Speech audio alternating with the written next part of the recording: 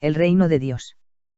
El Sheffielderin que volvía hacia el norte, fue el encargado de llevar a Yasua la noticia del éxito completo de las gestiones ante el rey Aret, residente en Petra. El suegro del etnarca, al saber la curación de su hija y de su nieto, con los cuales había fracasado con sus métodos, quiso tratar al taumaturgo y profeta que lo consiguió tan hábilmente. Yasua había estrechado amistad con los familiares de Nicolás de Damasco, el joven doctor de la ley que hemos visto en Jerusalén, en compañía de Nicodemus, Gamaliel y José de Arimatea. Tenían ellos la más hermosa y frecuentada sinagoga de la ciudad, que venía a ser punto de reunión de los hombres de mayor capacidad intelectual y buen concepto moral. Allí se hablaba con entera libertad de política, de ciencia y de religión. Los propietarios del recinto, no estaban subyugados por ese fanatismo de hierro que obscurece la mente y endurece el corazón. Como su hermano Nicolás, buscaban y deseaban la verdad, el bien, la justicia, y conceptuaban como honorables personas a todos los que ostentaban en su vida esos tres elevados conceptos. El joven maestro, desde su llegada a Damasco, formó parte de las agradables reuniones en la sinagoga de Babeskarki, como la llamaban, por su proximidad a la puerta oriental de la ciudad que llevaba ese nombre. Ananías, Epal y Jehú, eran los tres hermanos de Nicolás y los tres conocían al maestro desde su anterior viaje de paso a Ribla. Tenían a más como amigo de cierta intimidad, a un primo del etnarca llamado Coeim, al cual le correspondía ser en el futuro, emir de la Iturea. Por todo esto, el lector comprenderá que la sinagoga de Babeskarki, como sitio de reuniones serias, era de lo mejor que existía en Damasco. Las veladas de todas las noches tenían un carácter privado, o sea que solo concurrían a ellas amigos de la casa, o algunos particularmente invitados. Los sábados a la 3:00 hora de la mañana y por la tarde a la hora 9, eran reuniones a las que podía concurrir todo el que quisiera hacerlo. Para dirigir la palabra en tal día se buscaba siempre una persona de cierta notoriedad. Un maestro, un astrólogo, un médico, un profeta, un hombre, en fin, que fuese capaz de enseñar al pueblo con la exposición de sus ideas, de sus sentimientos y de sus ideales. Y Yasua fue invitado por los hermanos de Nicolás, el doctor de la ley que ya conocemos, para que hablase todos los sábados durante su presencia en Damasco.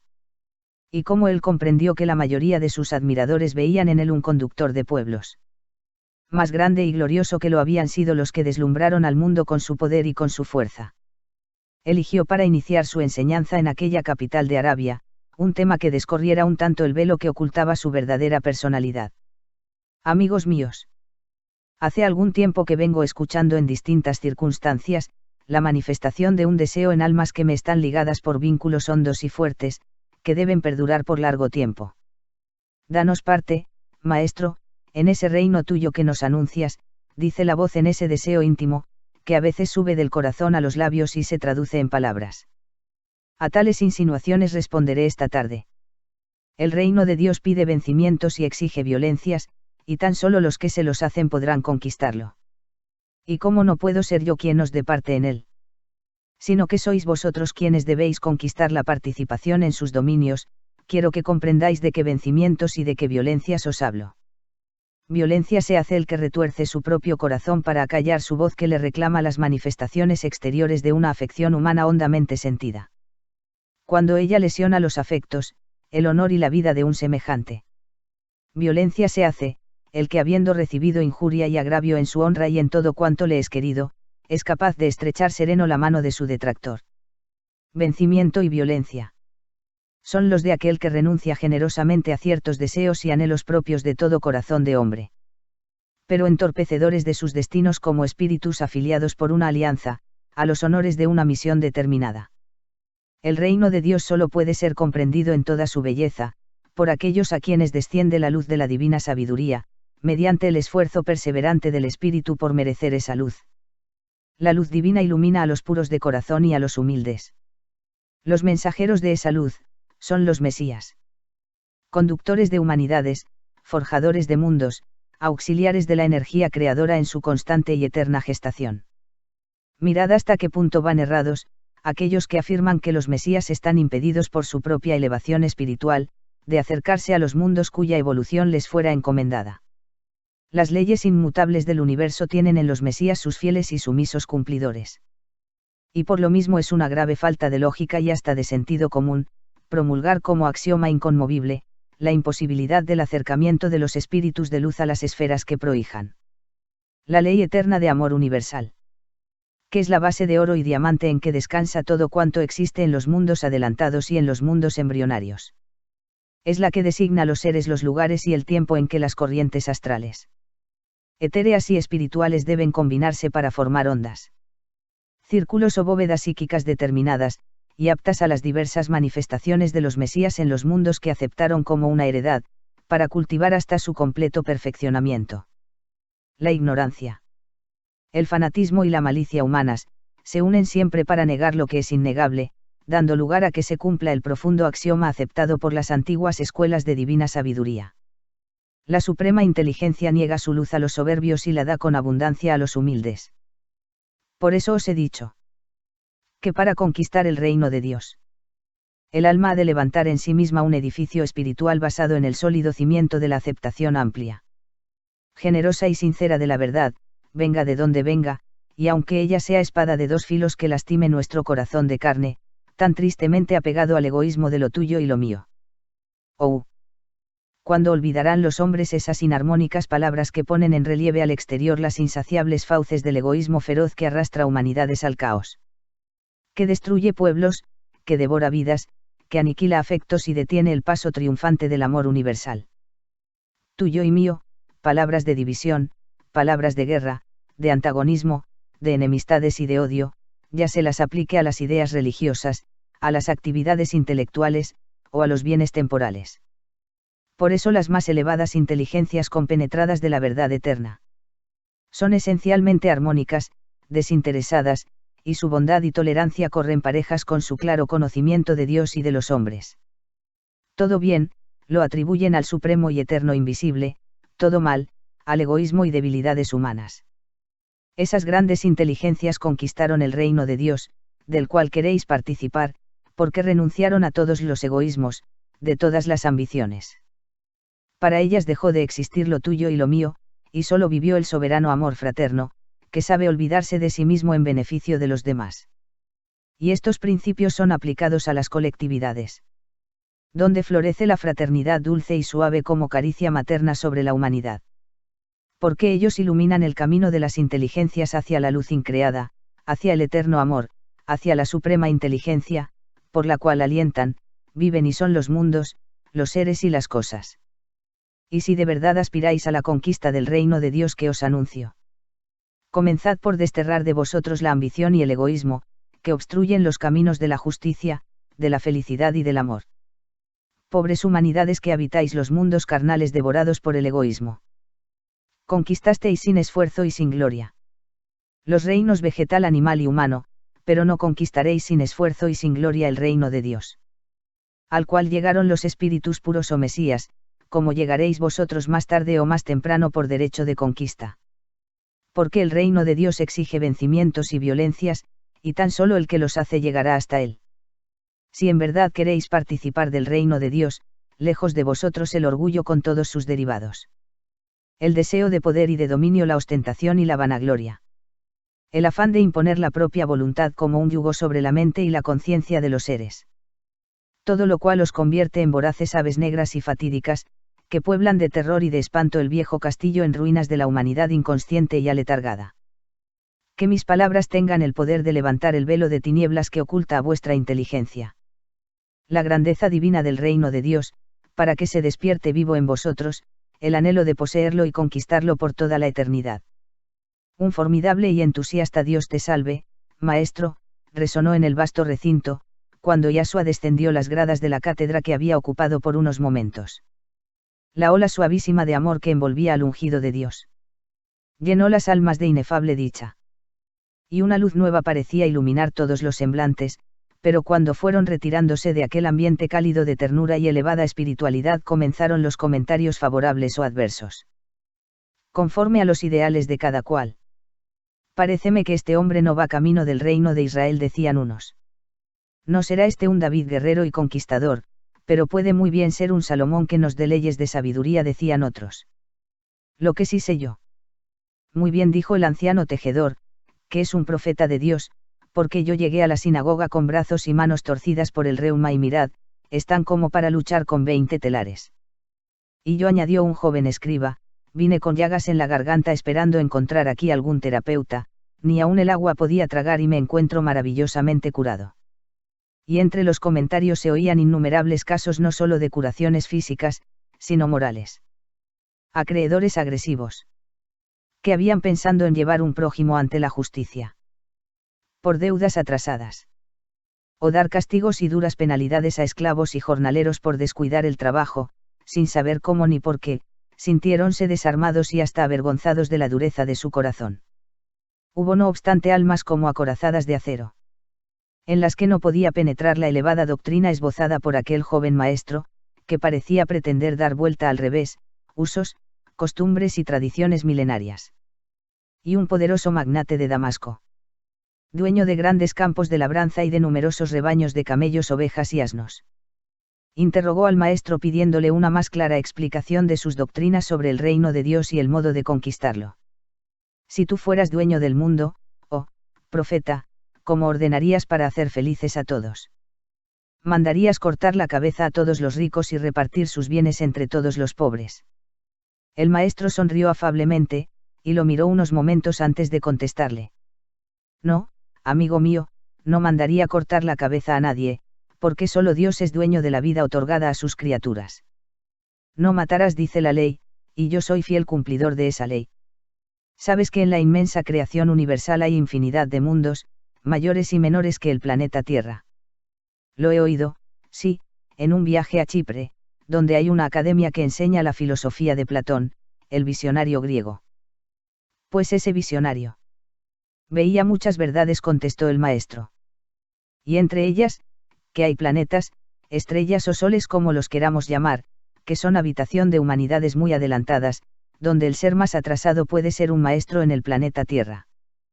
Pues bien, amigo mío, en este plano tan inferior, la mayoría de los seres no comprenden otro bien que el puramente material, y se aferran a él con una tenacidad que espanta. Como las fieras se traban en encarnizada lucha por los sangrientos trozos de carne muerta. Así la mayoría de los habitantes de la Tierra pisotean los más puros y santos afectos, cuando han sido tocados en lo que ellos llaman propiedad suya exclusiva. Por unos estadios de tierra, se matan aquí centenares y miles de hombres. Y si quieres que profundicemos en esta cuestión, yo puedo probarte que tiene pleno derecho sobre esta tierra, todo ser a quien la voluntad del Creador manda aquí para vivir en ella. La compraventa de la tierra ha sido una delictuosa invención del egoísmo humano. En el infinito espacio que nos rodea. Hay globos en los cuales, entiéndeme bien, el elemento principal es el agua, y solo sobrepasan del líquido, moles enormes de rocas volcánicas completamente estériles. Las humanidades que los habitan forman sus ciudades flotantes y viven holgadamente de la flora y de la fauna acuáticas. Por encima de las olas se trasladan en embarcaciones a cualquier punto de su globo, que están tan poblados o más que la tierra. Allí no puede el egoísmo acaparar el agua, como aquí acapara la tierra para venderla a precio de oro. Allí lo único que se compra es el derecho de unir una vivienda con otra para formar así colonias, ciudades, y defenderse mutuamente de las furias del elemento cuando los maremotos levantan borrasca. Esto nos prueba hasta qué punto es baladí y sin fundamento lógico, la propiedad sobre la tierra, sin lo cual se puede vivir en paz y gozar los dones de la vida. Pero ya que el egoísmo fue el primero que dictó leyes a la humanidad de este planeta, aceptemos que de tanto en tanto aparezcan inteligencias luminosas que se esfuercen por hacernos comprender que la tierra no es patrimonio de unos pocos favorecidos por leyes injustas, sino que el eterno dueño de ella, la ha dado en heredad a todas las almas que vienen a habitarla. Y que por tanto, el que se ve más favorecido en el arbitrario reparto de la tierra, piense un momento siquiera, en la dura situación de aquel al cual no le ha tocado ni aún lo necesario para abrir un día su propia sepultura. Y esta es, amigo mío, la misión de los profetas, de los apóstoles de la verdad divina, de los mensajeros del eterno Creador de los mundos y de los seres, el cual no tiene culpables preferencias para ninguno porque todos son sus hijos, salidos como una chispa viva de su propio seno. Me has preguntado, ¿qué haría yo, si fuera dueño del mundo? Obligaría a los grandes terratenientes a dejar libertad de cultivar sus tierras a todos los que estuvieran desposeídos de ellas, para que sacaran de allí el sustento para sus vidas, y a la vez le dieran utilidad al poseedor de la tierra, mediante el pago de un tributo justo, ecuánime y razonable. Nada de amos. De señores tiranos y déspotas. Que látigo en mano estrujan la vida del labrador, que deja prematuramente entre los surcos por trabajos forzados, tal cual se hace con feroces criminales dañinos para la sociedad. Y en todo orden de bienes materiales, haría lo mismo. La tierra es de todos los hombres, que Dios autor de la vida ha mandado a ella, como el sol, el aire, la luz y la lluvia. Y en este instante paréceme ver al feroz y monstruoso egoísmo. Como un buitre con rostro humano que se desespera y enfurece por no haber encontrado aún el modo de acaparar el aire, la luz y el sol, para venderlos en pequeños átomos y a precio de oro. Aún quisiera poder vender el derecho de respirar, de contemplar el espacio azul y de recibir los rayos del sol. Creedme que cuando así medito, mi alma se abisma en la contemplación de la inefable bondad divina. Mirando impasible las espantosas desviaciones de sus hijos que, habiendo nacido todos de su amor infinito, son como lobos que se devoran unos a otros. Entonces, dirás, profeta, que para ser yo justo, he de repartir mis tierras entre los desheredados. El maestro lo miró profundamente y continuó. Anda, amigo mío, y recorre los suburbios de esta populosa ciudad donde en cada choza vive hacinada una numerosa familia. Escucha las quejas de la madre que no alcanza a dar a los suyos el pan necesario para la vida. Con una mísera medida de trigo que trae el padre al hogar después de haber trabajado duramente de sol a sol. Escucha el llorar de los niños que piden pan y el padre recoge bellotas de encina que alimentan a los puercos, y se las da a sus hijos que lloran de hambre. Escucha el gemido de los ancianos que tiemblan de frío junto al hogar apagado porque los grandes señores, dueños de los bosques, quieren sus estercios por la leña que puede llevar un hombre entre sus brazos, y el infeliz no posee en su bolsa ni un solo denario. Escucha el grito desesperado de los leprosos, de los paralíticos, de los ciegos que no pueden ganarse el sustento y que son arrojados de todas partes como larvas venenosas porque su aspecto repugna a los que visten de púrpura y de oro. Porque la conciencia dormida se despierta ante tal espectáculo y les grita: esa piltrafa humana es tu hermana. Socórrele. Anda, amigo mío. Por esos tugurios, por esas covachas extramuros de vuestras doradas ciudades, por esas madrigueras de raposas, que no otra cosa son las viviendas de nuestros hermanos desamparados, anda y mira. Y que tú, como todos los potentados de la tierra, no conocen de cerca el dolor del que carece de todo, porque jamás se ocuparon de otra cosa que de procurarse placer y comodidades. Y cuando hayas visto esos cuadros que no son pintados en lienzos, sino en la carne viva y palpitante, cuando hayas oído todas esas quejas, todos esos gemidos, ese llorar de niños que rompe el alma en pedazos, vuelve a mí y pregúntame de nuevo. ¿Qué harías, profeta, si fueras dueño del mundo? ¿Sabes lo que yo haría? La exaltación del maestro había subido a un tono que a él mismo le hacía daño. No te atormentes más, profeta de Jehová. Le dijo conmovido aquel hombre en cuya mente iba penetrando la luz divina, poco a poco. Por la memoria de mis muertos, te juro que hoy mismo, todos cuantos dependen de mí serán aliviados de las cargas que llevan. Te invito pues a acompañarme a mi casa con esos amigos que te siguen a todas partes y seréis todos testigos, de cómo hago, en lo que puedo, la justicia que tú deseas. Y Asua con el tío Jaime Cebeo y los dos árabes. Siguieron al rico damasceno que tenía su palacio a los comienzos de la hermosa avenida de las columnatas. Tariq el Adba, cuyas bellezas y suntuosidad solo podía compararse con la columnata llamada de Herodes, que deslumbraba en Antioquía. El centro de aquellas enormes avenidas, era todo un jardín con fuentes y surtidores que a los rayos del sol resplandecían como cascadas de cristal de los colores del iris. Y en ambos lados, los suntuosos palacios de los poderosos señores que vivían en un eterno sueño de delicias, ignorando completamente el dolor de sus semejantes. Aquel palacio era todo de mármol blanco. Y a él se subía por una ancha escalinata, en cuyas gradas aparecían en arrogante actitud, enormes leones de bronce, que hacían recordar los palacios de Darío en Persépolis y Pasagarda. Mientras el maestro subía la suntuosa escalinata que conducía al pórtico, se encogía su corazón y sus ojos se humedecían de llanto, pues hacía comparación entre aquel derroche de lujo y de comodidad con los sombríos suburbios que había observado a extramuros de Damasco. Jeramel, que así llamaban al rico damasceno, subía la escalinata al lado de Yasua y como observase el silencio que guardaba le dijo: Tú no crees, oh, profeta, que yo cumpla mi promesa, pues que si estuviera seguro de ello, estarías contento y te veo triste. Te equivocas, amigo, le contestó el maestro. Yo creo en la sinceridad de tu promesa y sé que tus esclavos y jornaleros se verán aliviados por ti. Pero pienso en el dolor desesperado de todos los esclavos y jornaleros de Damasco que no dependen de ti. Cuando vean a los tuyos percibiendo la bondad de tu corazón que alivia sus cargas, mientras ellos deberán seguir soportándolas hasta su muerte.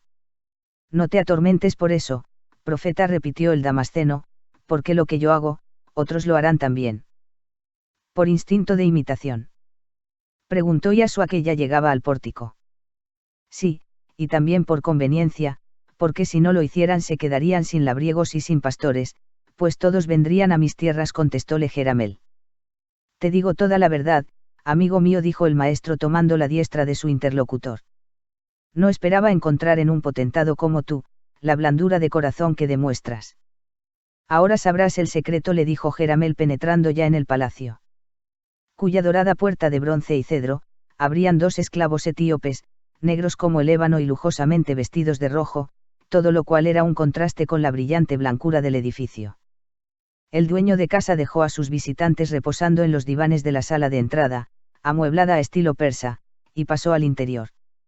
El tío Jaime hizo observar a sus compañeros la riqueza de un pequeño sitial que parecía un trono para un rey niño. Era todo de marfil con engarces de oro y de esmeraldas. Estaba colocado sobre una tarima cubierto con un rico tapiz de Persia. De su alto respaldo sobresalía un dosel encortinado de púrpura y bordado de oro. Cuando el damasceno regresó les encontró admirando el rico y artístico sitial. «Oh. ¿Con qué comprendéis el valor de esa joya?», dijo con ese orgullo natural del poseedor de una alhaja de gran precio. Naturalmente, contestó el tío Jaime. ¿Cuántos colmillos de elefante se han necesitado para este magnífico sitial? Perteneció al gran Darío, que lo usó en los días de su infancia, la tradición dice que fue regalo de la reina Mandana, madre de Ciro, que tuvo anuncio de augures de la gloria a que había de llegar el fundador del glorioso imperio persa. Yo lo compré a los nietos de un lugarteniente de Alejandro el Macedonio, que lo había obtenido como botín de guerra cuando Darío fue derrotado por aquel. ¿Con qué ya veis? Aquí han venido a parar los dijes del más grande rey conocido hasta ahora. El maestro pensaba y callaba, hasta que por fin sus pensamientos se tradujeron en palabras. Ni Darío ni Alejandro, con toda su grandeza, dijo de pronto, no valen lo que valdrás tú, Jeramel, cuando seas justo y piadoso con tus servidores. Las obras de bien y de amor las recoge Dios en su reino de luz que no perece, como perecen los reinados de la tierra que hoy deslumbran y mañana no serán más que un recuerdo. Como lo dices, profeta, así es. Ahora te haré ver mi secreto, el que a veces me torna dulce y piadoso el corazón. El damasceno levantó una pesada cortina de damasco púrpura. Y todos vieron una preciosa niña de unos 10 años tendida en un diván, medio sepultada entre almohadones de seda y encortinado de finísimos tules. Es mi única hija, tullida desde la cintura hasta los pies. Así nació y así vive. Ya veis pues que los ricos no somos felices. ¿Y su madre?, preguntó el maestro, viendo a la niña sola sentada en el tapiz que cubría el pavimento. Y dos jovencitas que parecían esclavas y que se ocupaban en peinar las rizadas lanas de unos perrillos blancos pequeñitos, cuyas piruetas hacían reír a la enfermita. Su madre murió a los pocos días de darla a luz, le contestó el damasceno bajando mucho la voz para que la niña no lo oyera. Aquí viene para curarte este profeta de Dios, dijo tiernamente el padre a la hija. Pero antes le contarás cuántos amiguitos tienes y de qué modo pagas los bonitos cuentos que te dicen. La niña envolvió a Yasua con la dulce mirada de sus ojos negros, profundamente tristes. Qué dulzura de amor irradiaría el maestro hacia ella, que le sonrió como si le conociera de antes y le tendió su pequeña mano blanca y temblorosa como un lirio. Qué buenos son tus ojos, profeta de Dios, díjole la niña sin dejar de mirarlo, como si los ojos de Yasua la fascinaran. Siéntate aquí, y puso su manita en el borde del diván. Tú sí que sabrás hermosos cuentos y deberás contármelos todos, porque hasta que me haya dormido oyéndote, no te dejaré salir. Desde la sala inmediata los compañeros de Yasua contemplaban el hermoso cuadro. A una indicación del amo, las esclavas salieron con los perrillos, y él mismo pasó a la sala inmediata donde esperaba el tío Jaime con Cebeo, Osman y Ahmed. Es mejor dejarle solo, ¿verdad? Preguntó Jeramel. Sí, es mejor, contestó el tío Jaime. Los profetas de Dios, añadió por decirle algo, se entienden mejor a solas con él, que en medio de los hombres. Escucharemos a Yashua en íntima confidencia con la niña enferma. Cuéntame pues de esos amiguitos que tienes, le dijo Yashua, buscando afinidad con ella para facilitar la curación. Son los niños de las esclavas que sirven en el palacio, y que he conseguido permiso de mi padre para que lleguen hasta mi lecho a contarme cuentos, dijo la niñita animándose visiblemente. Y el que me trae los mejores cuentos se gana los mejores regalos. Mirad. La niña empezó a sacar de debajo de los almohadones del inmenso diván, todo un surtido de pequeñas túnicas, calzas, sandalias, gorros, etc. Luego abrió un globo de seda carmesí que tenía al alcance de su mano y el maestro vio dentro una cesta llena de granadas. Son granadas de Persia que trajeron como regalo a mi padre, dijo la niña, y él me ha dado todas estas para los niños que vienen a contarme cuentos. Todo esto es muy hermoso, niña mía, y créeme que el corazón del profeta de Dios se refresca oyéndote, como bañado en agua dulce de manantial. Pero aún no me dijiste cómo te llamas. Mi padre me llama siempre Ada, Adita, Aditina, cuando quiere mimarme mucho y que yo me ponga muy contenta. Pues bien, Adita, siempre te llamaré Adita. Y ahora, te digo que ya es hora de levantarte para correr por el jardín, que mucho bien te hará el aire puro con olor a rosas de otoño y a frutas maduras. La niña miró al maestro con los ojos dulces y tristes, inmensamente abiertos. Yo levantarme y correr. Pero si nunca me he levantado de este diván. Las criadas me levantan en brazos para arreglar el lecho donde he vivido los 10 años que tengo. ¿Qué cosas dices, profeta? El maestro se puso de pie y sus manos temblaban ligeramente cuando tomaba las de la niña, y mirándola a los ojos, de los cuales ella parecía pendiente, dijo: Hada buena de los niños pobres.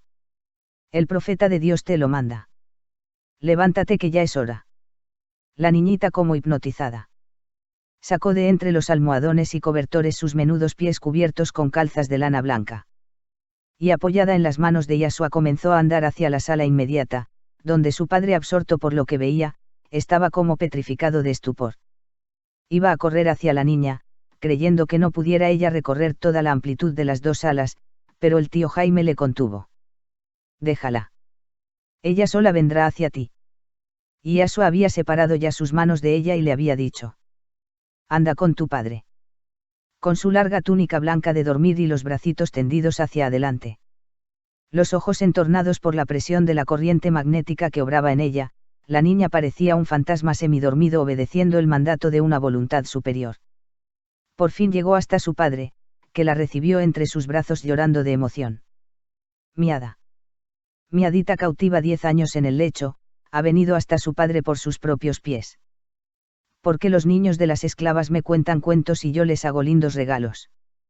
Es que este profeta de Dios ha sanado mi cuerpo enfermo, decía la niña, jugando con la rizada barba de su padre que la sostenía en sus brazos. Y ahora, díjole Yashua, llama a las criadas para que te vistan y salgas a correr por el jardín. Profeta. Exclamó aquel padre fuera de sí al convencerse de la realidad. ¿Qué Dios es el tuyo que así te escucha cuando le hablas? El Dios creador de los mundos y de los seres oye el llamado de todos sus hijos. Pero ellos están demasiado ocupados con sus intereses materiales para recordar que tienen un Padre que es bondad y amor. Y ahora, ¿qué tengo que hacer para pagar este don más grande que todas las cosas? Preguntó el Damasceno. Hacer con los desamparados lo que el Dios bueno ha hecho contigo. Darles lo que necesitan para vivir su vida, le contestó el maestro. 1 hora después. Adita jugaba en el jardín con sus perritos blancos y con una media docena de negritos varones y mujeres, que alborozados saltaban en torno a ella entre risas, gritos y chillidos en todos los tonos. Mientras el ejército de criados y criadas desfilaban ante Yashua, que al lado del amo, iba entregándoles a cada uno un bolsillo de monedas de plata, mientras les decía: es el don de vuestro amo, que hace con todos vosotros lo que el Dios bueno hizo con él, haceros dichosos, si sois capaces de mostrar vuestro agradecimiento cumpliendo vuestros deberes. El palacio de Jeramel se vio completamente lleno de labriegos, pastores y leñadores, a todos los cuales el amo les acordó jornal doble del acostumbrado hasta entonces. Y en el inmenso parque que había detrás del palacio, el amo mandó disponer un festín para todos los servidores, jornaleros, pastores, labriegos, esclavos y leñadores. Y cuando él, con Iasua y sus compañeros, miraban desde una terraza posterior del palacio toda aquella animación y alegría, el rico Damasceno decía: Profeta, eres un mago del amor, de la paz y de la dicha. Los hombres de esta tierra somos larvas ciegas, que no vemos la felicidad que está al alcance de la mano hasta que un luminar como tú, le saca de las tinieblas y le enseña el camino. Te soy deudor, profeta, de haberme conducido a encontrar la felicidad. En ese momento vieron a la pequeña hadita que jugaba a las escondidas entre los narcisos florecidos del jardín. Como una blanca visión entre una porción de negritos que rodaban a veces por el césped, en su loco afán de ser los primeros en encontrar a la niña que se les escondía graciosamente. Desde la terraza del palacio, absorbió Iasua en su retina todo aquel esplendoroso cuadro de una hora de felicidad para los que quizás nunca la habían tenido en su vida. Y cuando iba a retirarse, estrechó la mano del Damasceno y le dijo: El amor ha florecido en tu casa y espero que no olvides jamás que tienes la dicha en tus manos, como tienes la copa cuando bebes tu vino. Cuando haces la dicha de los demás, eres en verdad un retazo de Dios sobre la tierra. El Damasceno se abrazó de Iasua y le rogó que volviera otra vez por su casa. Te prometo que volveré, le contestó el maestro, y salió seguido de los suyos. Ahora dejemos a los poderosos y vamos con los pequeños, insinuó el maestro. Tomando la dirección a la puerta norte que daba al valle del río, donde se veía la obscura silueta de una montaña, que para los damascenos encerraba todo el mal que podía haber sobre la tierra. Le llamaban el Cerro de Abadón, porque en sus grutas vivían los leprosos y los que llamaban endemoniados. La noticia de los acontecimientos últimos habían corrido en toda la ciudad de Damasco como una brisa primaveral, refrescando los corazones de los más oprimidos por las duras condiciones de vida a que se veía sometida como siempre, la más ínfima clase social. Los hombres acaudalados protestaban en contra de Jeramel, que por haber obtenido la curación de su hija pasaba por encima de toda conveniencia, poniéndolos a todos en la dura alternativa de pagar doble jornal del acostumbrado a todos los trabajadores del país. Si no querían quedarse sin arado, que abriera surcos en sus tierras, sin pastores para sus ganados, ni hachadores para sus bosques. Hasta los esclavos levantaban la cerviz agobiada por el durísimo yugo que soportaban, y en grandes grupos recorrían los suburbios de la populosa ciudad. Los magnates se unieron también.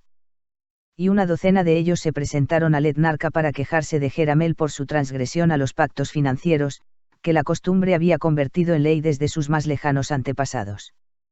¿Cuál no sería su sorpresa al encontrarse con que el etnarca Artat se había convertido también en un vaso de miel, debido a que su esposa y su hijito fueron prodigiosamente curados por él mismo? Supieron que hasta el lóbrego peñón de Ramán había llegado el extraordinario poder del profeta nazareno, y que los temidos incendiarios que 10 años antes habían hecho temblar a todo el país eran mansos corderos que bajo el influjo del profeta, comenzaban a trabajar para ganarse el sustento, convirtiendo el espantoso presidio en un taller de trabajos manuales. Pero, ¿quién es ese hombre y con qué derechos se presenta a cambiar el orden de las cosas?, preguntaban los potentados al etnarca Artat, que sonreía afablemente ante la furia de los interlocutores. ¿Quién es? No sabría deciros, pero sí sé, que es un hombre extraordinario. Profeta o mago, pero su poder llega a donde ha terminado la ciencia y capacidad de médicos y de astrólogos. Además, es un hombre que trae consigo la paz, la comprensión, la tolerancia, el bien y la justicia para todos. ¿Qué queréis pues que yo haga con un hombre semejante? También yo tenía un depósito de cólera contra los incendiarios del peñón de Ramán, pero si él los ha llevado a pedir perdón y clemencia, y los ha transformado de fieras en hombres honestos, laboriosos y útiles. Y hasta llega a obtener el perdón del rey Aret mi padre, para la mujer que repudió por su licenciosa vida. Comprended, amigos míos, que no puedo condenar en forma alguna, a un hombre que trae consigo el bien y la justicia. Pero nuestros jornaleros abandonan el trabajo y hasta los esclavos se sublevan pidiendo mayor ración de comida y que no tenga el amo derecho de vender sus hijos. Todo eso les concede a los suyos, Jeramel, y tanto como eso piden los nuestros. Jeramel manda en lo suyo, dijo el etnarca, y no puedo exigirle que lo haga de diferente manera.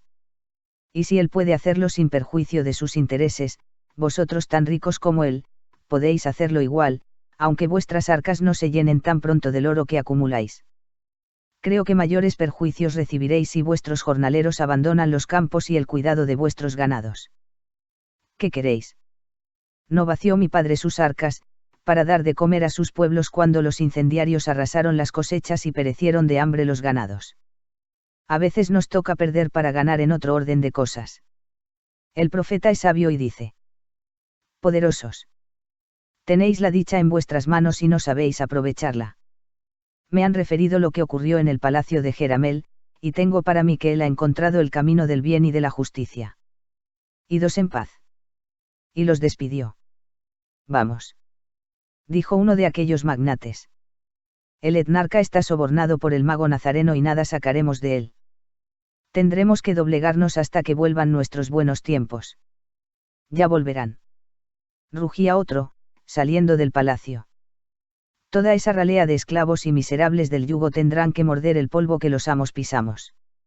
Así fue siempre y seguirá siendo así, aunque 100 profetas nazarenos vengan a decir lo contrario. Deja que el legado imperial de Antioquía se aperciba de las doctrinas sediciosas de estos magos de arrabal, añadió otro. Y entonces veremos a dónde van con sus huesos estos filósofos locos, que llevan su extravagancia hasta asegurar que los esclavos tienen alma como nosotros y que la sangre que corre por sus venas es igual que la nuestra. Si habrá imbéciles. Una piedra lanzada con una honda pasó silbando con furia y fue a dar en la cabeza de uno de los magnates, que doblaban de la gran avenida hacia la hermosísima plaza llamada del rey Hiram. Era aquel que había dicho un momento antes que la ralea de esclavos y miserables del yugo tendrían que morder el polvo que pisaban sus amos. Aquella piedra era sin duda una señal. Porque desde los inmensos cedros, plátanos y acacias que sombreaban la plaza, comenzaron a salir pedruscos contra los magnates que habían ido en queja ante el etnarca. Aquello fue un tumulto que vociferaba en contra de los terratenientes y ganaderos, que mataban de hambre a sus infelices jornaleros. Aclamaban al etnarca, a Jeramel y al profeta nazareno. En una acera de la plaza de Hiram se hallaba la posada El Ánfora de Plata, en que se hospedaban desde su llegada nuestros viajeros. Al oírse mencionar en el tumulto, el maestro salió precipitadamente seguido de sus compañeros. Subió las gradas del monumento del rey Hiram, que era de mármol negro. La blancura del manto del profeta que el viento de la tarde agitaba, hizo que los amotinados le reconocieran en el acto y comenzaran a clamar a grandes voces. Que el profeta nazareno nos salve de nuestros verdugos. Que el etnarca los pase a todos a cuchillo. No queremos amos que llenan sus arcas de oro, y nos matan de hambre a nosotros y a nuestros hijos. Y el clamoreo seguía por el estilo. Pronto llegó una guardia montada desde el palacio del etnarca. Y Asua, desde la pequeña altura en que se había colocado, hizo comprender que iba a dirigirles la palabra y rogó a los guardias que no hicieran uso de la fuerza. Conociendo el amor del príncipe Artat hacia él, le obedecieron. Aquella turba desarrapada, haraposa, hambrienta, fue acercándose cautelosamente hasta rodear por completo el monumento del rey Hiram. El silencio se hizo majestuoso y solemne ante el joven maestro nazareno, cuyos ojos de divino mirar parecía que irradiaban la dulce claridad del sol poniente, que se filtraba por las ramas de la frondosa arboleda. Y el maestro les habló así: amigos míos, el profeta nazareno al cual habéis llamado en vuestro clamor quiere salvaros de vuestras pesadas cargas, elevando el bajo nivel en que estáis colocados por los errores milenarios de nuestra caduca civilización. Pero no es con el odio que arroja piedras, o enciende palos de madera, como se renuevan las costumbres, sino con el razonamiento sereno de mentes iluminadas por la divina sabiduría. Creéis que existe un Dios creador, cuya omnipotente y única voluntad dirige el universo y es dueño de vuestras vidas. Sí, lo creemos. Fue el clamor general. Pero algunas voces aisladas y provocadoras añadieron: pero ese Dios no hace caso a ninguno de nosotros. Nos ha dado la vida para vivirla entre el hambre y la miseria. Creéis en un Dios que es poder absoluto, sabiduría infinita y amor misericordioso, por encima de todas las cosas. Con eso me basta, y a los que pensáis que Él no se ocupa de vosotros. Antes de que decline el sol de mañana, yo os daré la prueba de que el Dios único, Padre universal de los mundos y de los seres, piensa en vosotros con un amor infinito. Id pues tranquilos a vuestras casas, y mañana a esta misma hora venid a encontrarme de nuevo en la plaza de Hiram. El Dios vivo, el Dios del amor, os habla por mi boca para deciros. Conocéis el sol de hoy pero no el de mañana. Esperad un día más que yo vendré a vosotros. Y Yashua iba a descender de las gradas del monumento, cuando llegó hasta él, agitado y jadeante, un mensajero del etnarca escoltado por 2 guardias del palacio. Traía un gran bolso de seda púrpura y dijo al maestro: Mi señor te manda esto para repartir entre los amotinados. Esperad, esperad. Gritó Yashua. Antes del plazo fijado, el Dios que creéis indiferente a vosotros, ha mandado al etnarca que os socorra y aquí tenéis su don. Y Yashua levantó en alto el bolsillo carmesí y añadió: Ordenaos todos en torno mío, que os repartiré el regalo de vuestro príncipe. Dios salve al príncipe Artat. Que viva largos años. Que nos libre de los amos usureros y tiranos. Que los degüelle a todos. Que los ahorquen. Toda esta confusión de gritos buenos y malos, decía bien claro de los diversos sentimientos que animaban a aquella masa haraposa y hambrienta. Basta, amigos, basta. Se oyó la voz sonora de Yashua dominando la multitud. Os acabo de decir que el odio no soluciona ningún problema sino que lo destruye todo, y vosotros continuáis alimentando el odio. Seréis tan duros de corazón que agotéis la mansedumbre del mío. El silencio se hizo súbitamente, como si una invisible espada de fuego hubiera pasado cortando la palabra en los labios. Y Yashua llamó con una señal al tío Jaime y sus otros compañeros que estaban mezclados en la multitud, y les encargó que ordenadamente fueran acercando a él de uno en uno todos aquellos hombres. El bolsillo encerraba 2000 nummus aureos, pequeña moneda de oro con la cabeza de César Augusto, el primero de los emperadores romanos que acuñó monedas del precioso metal. Aquella pequeña pieza de oro, significaba el sustento de una familia humilde por 10 días lo menos. El lector adivinará lo que pasó por el alma de todos aquellos infelices, que la mayor parte de sus días los pasaba con trigo cocido y bellotas de encina. El alma de Yashua se estrujaba de angustia, ante el largo desfile de seres cuyo aspecto exterior era un vivo reflejo de los padecimientos soportados. A ti te lo debemos todo, profeta. Decíanle unos, al recibir de sus manos la moneda de oro. Eres un hombre de Dios que manda sobre los reyes. Decíanle otros.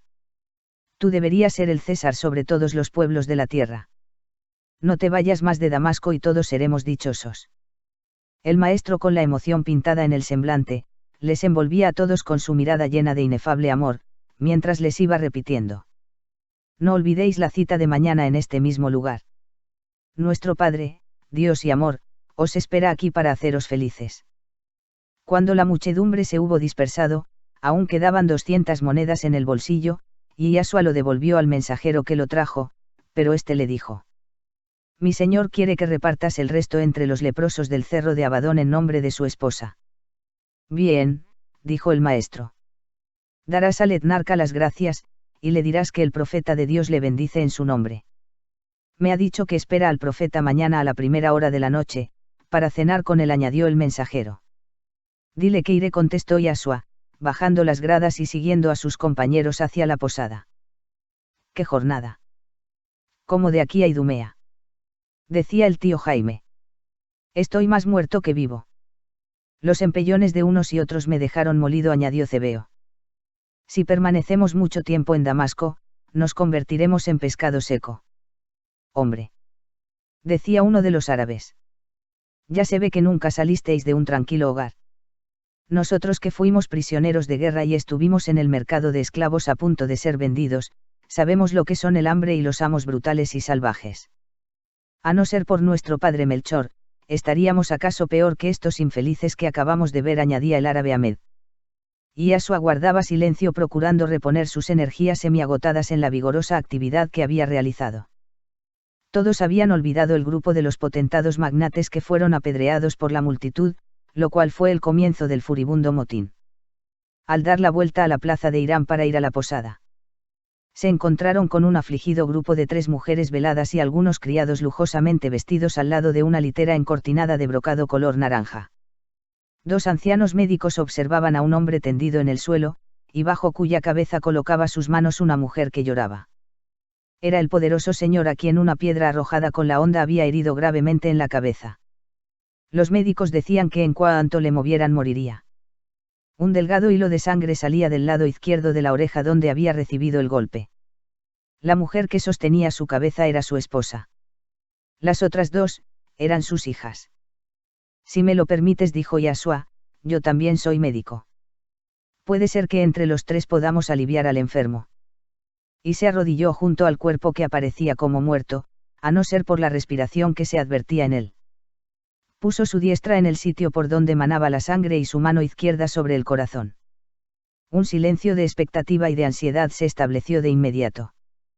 Toda vibración extraña quedó anulada por el poderoso pensamiento del Cristo, que pedía a sus elevadas alianzas espirituales la salud y la vida de aquel hombre, de lo cual dependería quizá el mejoramiento de situación de la clase humilde y desheredada de Damasco. Los pequeños seres terrestres. No podemos comprender ni medir estas intensidades de amor y de fe de las almas sublimes y heroicas, que han escalado las cumbres del amor divino y del divino conocimiento.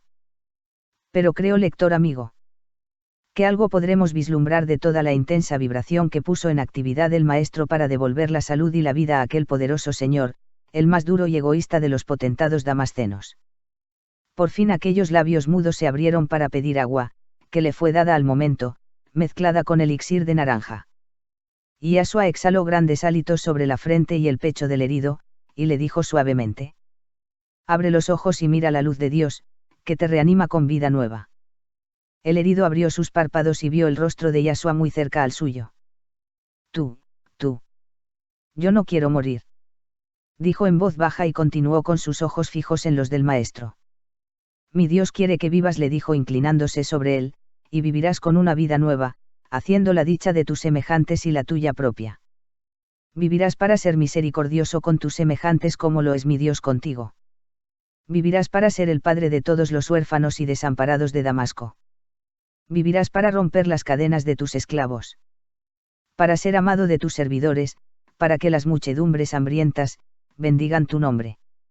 La dulzura de la voz del Maestro se tornaba en una divina cadencia. Las mujeres lloraban silenciosamente arrodilladas en derredor del herido, y de los ojos entornados de aquel hombre comenzaron a correr gotas de llanto. El Maestro unió su cabeza a la del herido y le dijo: Dios amor te ha curado. Levántate. Las mujeres dieron un grito de horror, como si vieran levantarse un muerto. El herido se sentó sobre el pavimento de la calle en que cayó al recibir la pedrada. Y Yashua le tendió sus manos, y apoyado en ellas se incorporó. ¿Quién eres tú que me has vuelto a la vida?, preguntó ansioso. El profeta Nazareno, el amigo de los que sufren la miseria y el hambre, le contestó dulcemente el Maestro. El amigo de los que quisieron arrancarme la vida, exclamó el potentado con amargura irónica. No des cabida de nuevo al odio en tu corazón, porque mi Dios te ha curado por el amor, le dijo Yashua dando mayor energía a su voz. Pero dime, profeta, ¿puedes tú amar a las víboras? Calla, por favor, intervino la esposa. Vamos a casa y no enciendas la cólera del Dios de este profeta que te ha salvado la vida. Los médicos se retiraron discretamente. Mi Dios no se encoleriza jamás, mujer, no temas nada de él, y sí, búscalo en el dolor porque él ama a los que padecen. Otro prodigio más para mi libro de apuntes, dijo el tío Jaime, cuando vio al ex herido de pie mientras se despedía del Maestro. ¿Vendrás a mi casa, profeta?, le preguntó. Cualquiera te dará razón del Palacio Belesis en la Gran Avenida, y yo soy Yaabir su dueño. Te prometo que iré mañana a la segunda hora, si me das tu palabra de no tomar medida alguna hasta haber hablado conmigo, le contestó el Maestro. Tienes mi palabra, profeta, hasta mañana pues. Yaabir. El ex herido siguió la litera que conducía a su mujer y a sus hijas. Sin querer entrar en ella, para desafiar al pueblo de curiosos que asomaban a verle andar altanero y erguido como si nada le hubiera pasado. Por fin, dijo el tío Jaime, cuando pasado este nuevo incidente pudieron entrar en la posada. Creí que no llegaba este momento. Qué pesado os va resultando el seguir de cerca al misionero vagabundo, exclamó Yashua viendo el cansancio de su tío y de Cebeo. ¿Has observado, Yashua, el nombre que ese hombre dio a su palacio de la Gran Avenida?, le preguntó el tío Jaime. Sí, Palacio Belesis, y esto te ha recordado, tío Jaime, los relatos que los ancianos del Hermón encontraron en las ruinas de Palmira. ¿Verdad? justamente. ¿Por qué habrá puesto a su morada ese nombre? Eso lo sabremos mañana. Mientras tanto, los dos jóvenes árabes encargados por Simónides de la custodia personal de Yashua, habían pedido la cena porque la noche llegaba y las fatigas del día les reclamaban el descanso. Y Yashua no faltó a la cita que dio a Jaabir para la segunda hora de la mañana siguiente. Llevó solo consigo a los dos jóvenes árabes para dar descanso al tío Jaime y a Cebeo, y también para inspirar mayor confianza al receloso magnate damasceno que era de pura raza árabe. Allí supo Yashua que el nombre de Palacio Belesis se debía a que el abuelo de Jaabir había comprado al último rey de Siria, de la dinastía de los Seleucos, el famoso Palacio de Belesis, el auténtico, que fue tomado y habitado por Alejandro Magno, en su paso triunfal hacia la India. Un incendio casual o provocado lo había destruido en parte. Y Jaabir, al hacerse dueño de la cuantiosa fortuna de sus mayores, trasladó los mármoles y demás riquezas de la antigua fortaleza a Damasco, su ciudad natal, para construirse la fastuosa morada, a la que entraba Yashua con la sola idea de obtener concesiones beneficiosas a la numerosa clase de los desheredados. Si no hubiera sido por ti, profeta, no habría visto más este palacio que es mi orgullo, decía con gran complacencia Jaabir. Me has hecho pues el mayor beneficio que un hombre puede hacer a otro hombre. La vida se ama intensamente cuando está rodeada como la mía, de cuanto es dicha y gozo al corazón. Y continuaba llevando a Yashua por suntuosas salas, corredores, patios, escalinatas, terrazas y jardines, que era toda una exposición de belleza, de arte y de fastuosidad. Al final de la amplia galería con vistas al jardín, vio Yashua una puerta dorada que parecía una filigrana, tejida de brillante metal y menudos cristales de colores. Como no abriese aquella puerta, Yashua demostró completa indiferencia. Profeta.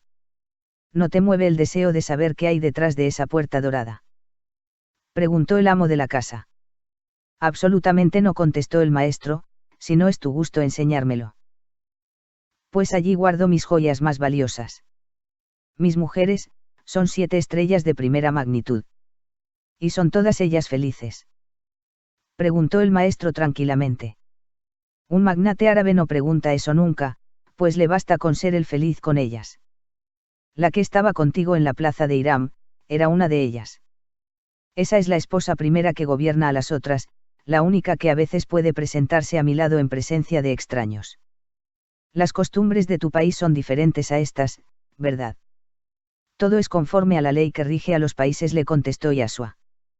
David y Salomón, que eran mis compatriotas, tuvieron muchas mujeres.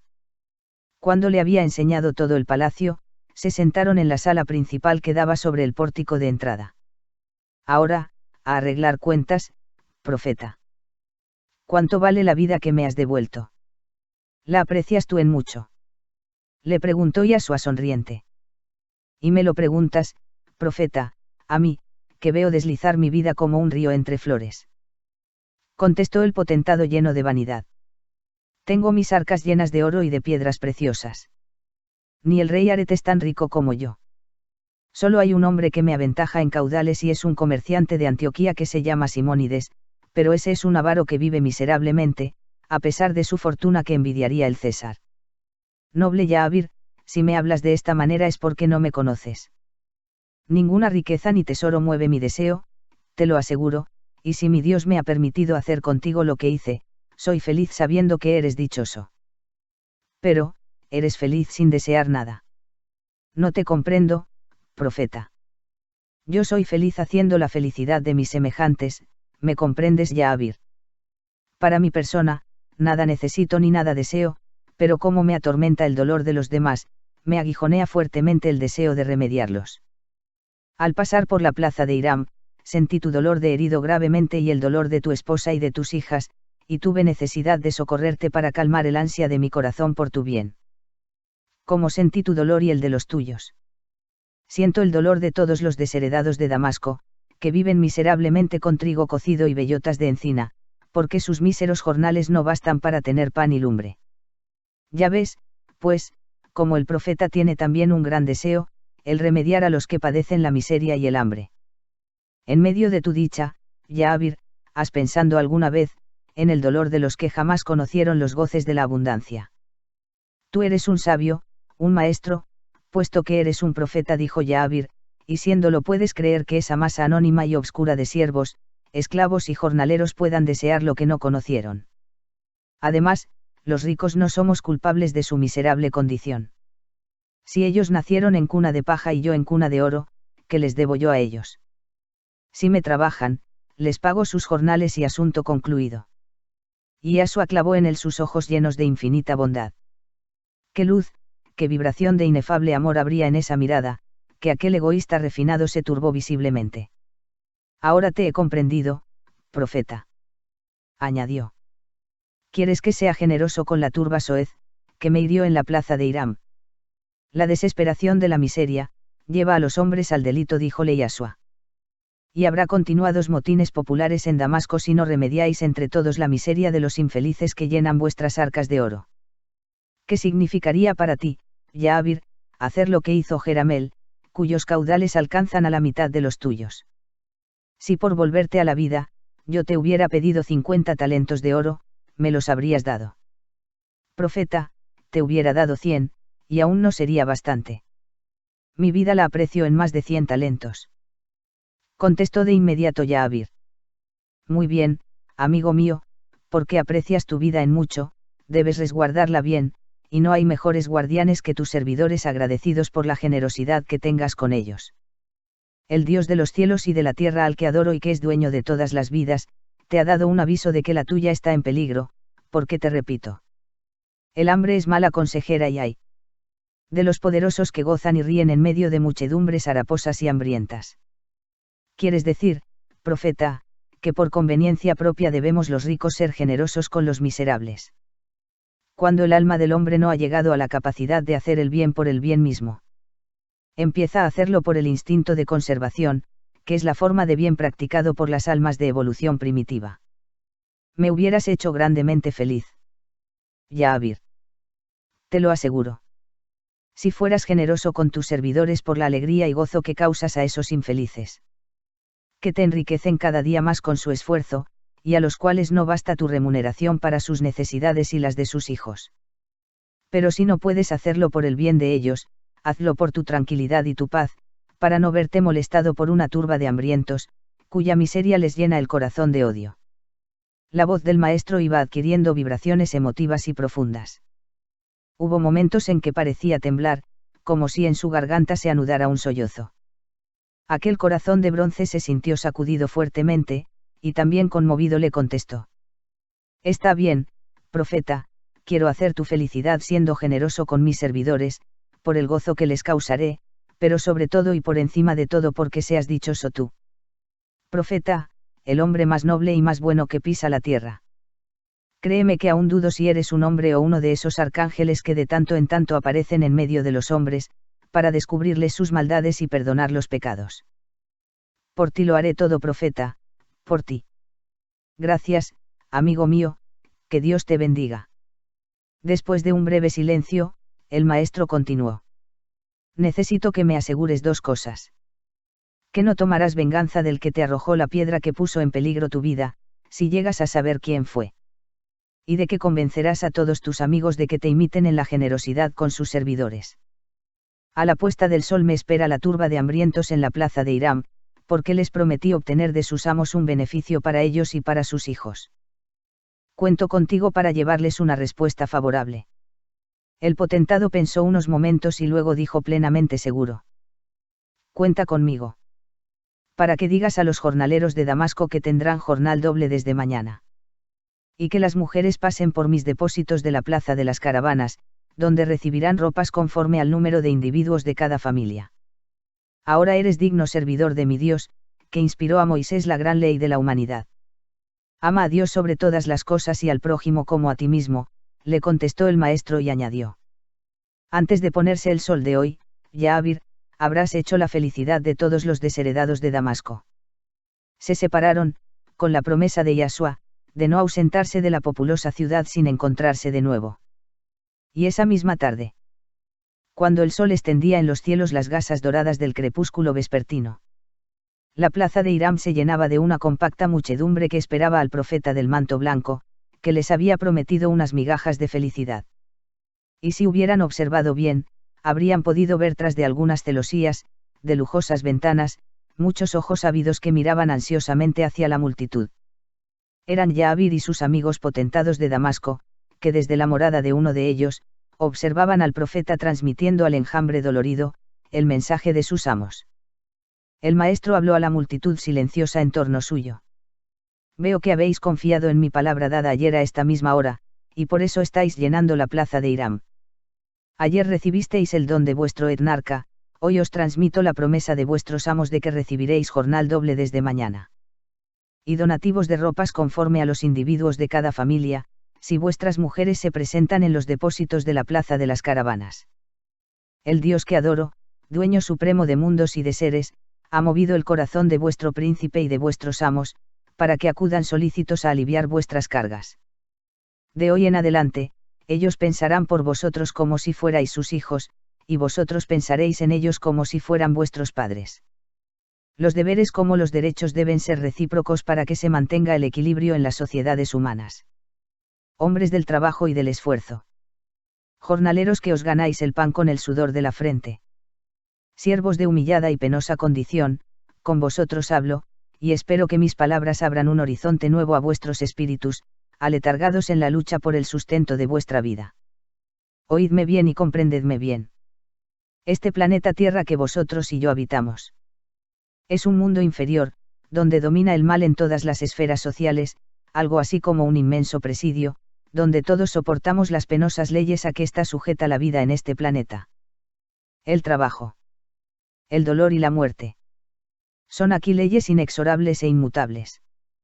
Y sería la mayor locura rebelarse en contra de ellas, como locura es pretender desecar el agua de los mares, detener la marcha del sol que nos alumbra, o cambiar el sitio de las montañas. Las diferentes condiciones sociales, son en parte, consecuencia de la diferente capacidad de los seres, y de su distinto grado de adelanto intelectual y moral. No todos los hombres son hábiles pilotos en alta mar. El egoísmo y la malicia humana, han tejido una espantosa cadena alrededor de las leyes ineludibles y propias de este planeta. Siento que muchos de vosotros estáis preguntando: ¿por qué hemos de ser nosotros desposeídos y miserables, y otros inmensamente ricos y poderosos? Es este un problema sin solución para vosotros, y enseguida pensáis equivocadamente de la justicia de Dios. Las enormes diferencias sociales, no son obra de Dios, sino del egoísmo de los hombres. Y los profetas de Dios que pueden curar las enfermedades físicas, quieren también curar las enfermedades morales. El egoísmo es una enfermedad tan dañina como la lepra que devora el cuerpo del que la posee. El egoísmo devora y consume los cuerpos de todos aquellos a donde alcanzan sus tentáculos de pulpo. Me llamáis profeta de Dios y lo soy, y porque lo soy he recibido de él, el supremo mandato de destruir el egoísmo y hacer florecer el amor. Mi Dios me ha dado esta inmensa satisfacción. En vuestro etnarca el príncipe Artat y en vuestros amos ha comenzado a florecer el amor, y ellos, poderosos y ricos, han pensado en aliviar vuestras cargas mejorando vuestra situación. El profeta de Dios necesita ahora, que vosotros le demostréis que hay en vuestros corazones tierra fértil para cultivar su siembra de amor. El odio y el egoísmo son fuerzas destructoras. El amor es fuerza fecunda y creadora. Aquí, aquí. Al calor del corazón del profeta de Dios. Probemos todos unidos de hacer florecer y fructificar el amor en esta hermosa ciudad de Damasco. Resplandeciente como una sílfide de oro, a la vera de sus magníficos lagos serenos, donde se miran los cielos y se reflejan las estrellas. Vuestro etnarca y vuestros amos, han dado el primer paso. Dad vosotros el segundo. Y corresponded a la justicia con que ellos acaban de obrar. Con la justicia obrada por vosotros, que consiste en trabajar en sus posesiones, mediante la remuneración suficiente a vuestras necesidades. ¿Me lo prometéis? ¿Me dais vuestra palabra? Respondéis con una sincera promesa al profeta de Dios, que quiere con toda su alma vuestra felicidad. Los ojos de Yahshua resplandecían de divina luz, y de su alma de ungido se desbordaba el amor sobre la multitud anhelante y esperanzada. Un grito unánime 3 veces repetido, resonó como un huracán desatado en la selva. Sea como tú lo quieras, profeta de Dios. Que no se vaya de Damasco, que viva siempre entre nosotros, que no nos abandone nunca. El maestro subió 2 gradas más del monumento de Hiram, porque la multitud se estrechaba cada vez más en torno suyo, amenazando ahogarle con su desbordante entusiasmo. Mis amados damascenos, dijo el maestro. El profeta de Dios no olvidará jamás esta espontánea manifestación de vuestro amor hacia mí, pero como yo he venido a destruir el egoísmo y a sembrar el amor. Quiero repartir el afecto y adhesión que me demostráis, con aquellos que también por amor hacia mí harán vuestra felicidad en adelante. Quiero vuestro amor para vuestro etnarca, para vuestro rey y para vuestros amos, que desde hoy tendrán para vosotros solicitudes paternales. Que Dios guarde a todos los que harán vuestra dicha. La multitud respondió a la exclamación de Yashua con un formidable: Dios guarde al rey, al etnarca, a nuestros amos. De una lujosa litera encortinada de púrpura, que había permanecido junto a una glorieta de jazmines en una acera de la gran plaza, bajó el etnarca e hizo bajar a su esposa con su hijito dirigiéndose a donde estaba Yashua. El joven príncipe abrazó emocionado al maestro, mientras le decía: Mago del amor y de la paz. No puede negarse que traes a Dios contigo. La multitud aplaudía frenéticamente. Del palacio aquel, tras de cuyas celosías se ocultaban los poderosos magnates damascenos, salieron una porción de ellos con sus esposas y sus hijas todas veladas, según la costumbre del país. Como demostraran la intención de llegar hasta el profeta, la muchedumbre les abrió paso, mientras continuaban gritando: Que los amos sean piadosos con nosotros y seremos fieles servidores. La emoción era visible en todos. Cuando consiguieron llegar hasta el maestro, los potentados le entregaron bolsos de monedas de plata y las mujeres sus joyas, para ser repartidas en la multitud. Aceptó los bolsillos dirigiendo palabras de agradecimiento a los donantes, y a las mujeres les dijo: Convertid vuestras joyas en cunas para los recién nacidos, en cobertores para los ancianos y los niños, que el invierno se acerca y ellos temblarán de frío. Nosotros las regalamos a ti, profeta de Dios, haz lo que quieras con ellas en beneficio de nuestro pueblo, le contestó en nombre de todas, la esposa de Jaabir. Cebeo se hizo cargo del cofrecillo con las joyas. La niñita aquella curada por el maestro, o sea la hijita de Jeramel, llegó también traída por su padre, y una docena de criados llevando grandes cestas marchaban en pos de la niña, con sus pasitos ligeros se abría paso hasta Yashua. Profeta. Mi profeta bueno. Adita te trae dulces y frutas para todos los niños de los jornaleros de Damasco. Y Yashua levantó a la niña en brazos para que todos la vieran. Esta es el hada buena de los niños damascenos, dijo lleno de emoción, y trae sus dones para todos sus compañeritos en la vida. Tuvo 10 años de parálisis, amadla pues como me amáis a mí, que ella quedará aquí en mi lugar cuando yo deba ausentarme de Damasco. La niña agitó sus bracitos sobre la multitud, que gritó emocionada: El Dios del profeta guarde a la hija de Jeramel. Y Yashua y sus 4 compañeros eran insuficientes para hacer el reparto de los donativos. El maestro quiso conseguir más todavía de los poderosos damascenos y les dijo dulcemente: Si no nos ayudáis vosotros a repartir vuestros dones, se nos esconderá el último rayo de sol, y hay tantos niños semidesnudos que enfermarán con el frío de la noche. Los magnates y sus esposas e hijos se pusieron a la tarea. El Cristo divino, mago sublime del amor, transformó aquella tarde memorable en una fraternal hermandad, a los poderosos señores con sus jornaleros y siervos, y una oleada formidable de amor fraterno inundó la plaza de Hiram. Durante mucho tiempo recordó el maestro, aquella misión en Damasco entre los hijos de Arabia, cuyo ardiente temperamento respondió a la vehemencia del profeta de Dios, que les llamaba al amor. En verdad, decían los damascenos ricos y pobres, que este hombre viene del Dios verdadero, único, superior a todos los dioses, porque las maravillas obradas por él, no fueron vistas nunca en Damasco. Los incendiarios del peñón de Ramán fueron redimidos. Los leprosos y dementes del cerro de Abadón fueron curados y volvieron a sus hogares. Los jornaleros y siervos tienen lumbre, pan y viandas sobre la mesa y vestidos sobre sus cuerpos, los amos se tornaron piadosos y los servidores trabajan en paz. Oh, el profeta de los cabellos rubios y mirada de gacela, tiene magia de Dios en sus manos y ha sembrado la paz y la dicha en Damasco, como sembramos nosotros el trigo y el centeno. Y el maestro les contestó: Porque habéis visto hechos que os maravillan, habéis creído en el poder y la bondad de Dios. Más felices y bienaventurados seréis cuando, sin ver prodigios en vuestro derredor, aprendáis a sentir a Dios dentro de vosotros mismos. y en intimidad con el tío Jaime Icebeo, añadía. He aquí un pueblo que desconoce la ley de Moisés y los complicados rituales de nuestro culto judío, y no obstante es sensible al amor y a la misericordia. El amor de los unos para los otros, será la religión del futuro, cuando sean innecesarias las variadas fórmulas exteriores de adoración a Dios, que quiere ser adorado en espíritu y en verdad. Entonces los hombres serán felices porque habrán aprendido a practicar la única ley necesaria que absorbe todas las otras. Amar a Dios sobre todas las cosas y al prójimo como a sí mismo.